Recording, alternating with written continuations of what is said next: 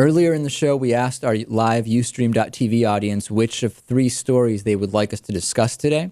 The winner is this story about corn syrup allegedly containing mercury. And corn syrup, we've talked, Lewis, after seeing Food Inc., we discussed the incredible influence of the corn lobby and that many foods that are cheaper are not cheaper because they are actually cheaper to produce, but rather because they contain corn syrup, highly subsidized in terms of the production. So now we're getting a report. There's a couple of studies which suggest corn syrup actually contains mercury, including soda, including in a bunch of other foods. Let's listen to just a minute or so from Democracy Now! Mercury, and lo and behold, what they found was about half of the 20 samples that were collected of the high fructose corn syrup had detectable mercury at varying levels. And then the second study was one that my own group did that tried to extend on this problem and finding and go out to supermarkets and actually look for common brand name food and beverage products and test them for total mercury as well. And we found that about 1 in 3 of the 55 products that we sampled had detectable mercury in them. Okay, so then if we are going to ask, well, how much mercury do they really have, and is it an amount that is at all dangerous? The EPA recommends a woman of childbearing age keep their daily exposure of mercury below 0.1 micrograms per kilogram of body weight, right? This means for the average size woman, I don't know if average today or 10 years ago, as we know that has changed, about 5.5 micrograms per day, okay? The mercury levels found in the testing that was done here actually translates to about 28.4 micrograms of mercury per day for the average American consumer. That's almost 6 times the amount daily. And that's, you're not trying to eat mercury, right? You're not ordering pasta and instead of marinara, putting a mercury sauce on it. This is inadvertent mercury consumption. Right. This is very scary.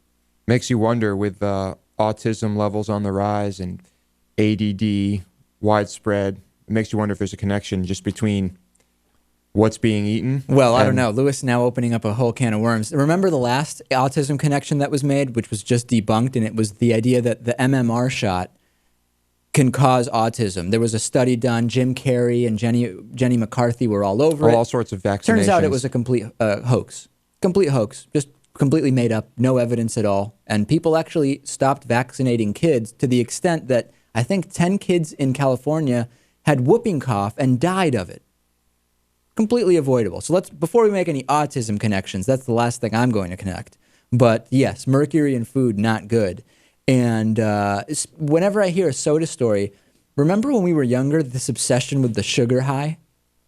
Parents and different kids would say, no, I'm on a sugar high. I'm all wound up because I had a candy bar. And I remember I asked my dad, who's a doctor, I was like, what does it mean, a sugar high? He's like, it's a myth. Doesn't make sense. It's completely made up. And I was like, really? Is that true?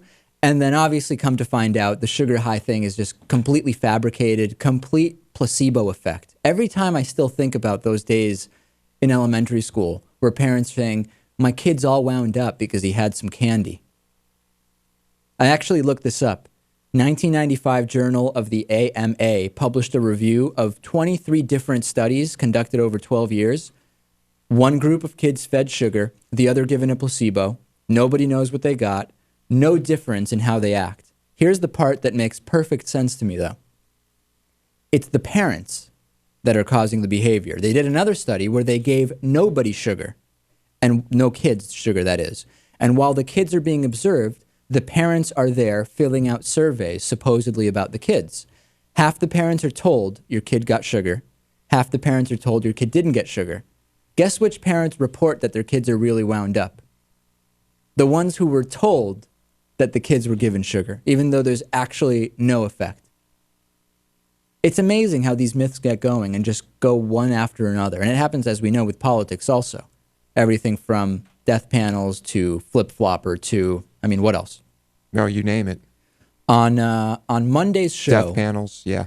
On Monday's show, we're going to talk about a bunch of stuff. Number one, Mark Potok from the Southern Poverty Law Center will be back.